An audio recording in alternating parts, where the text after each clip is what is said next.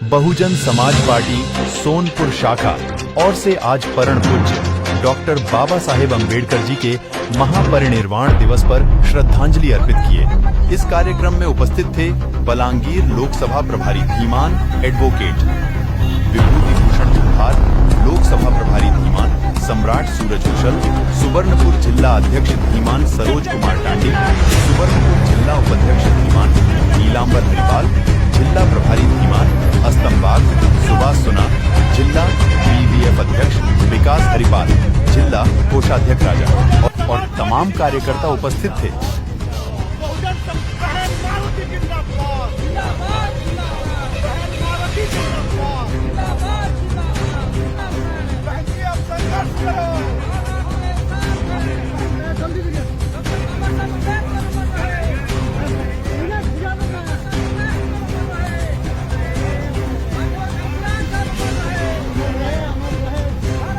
बहन जी, अब संघर्ष करो।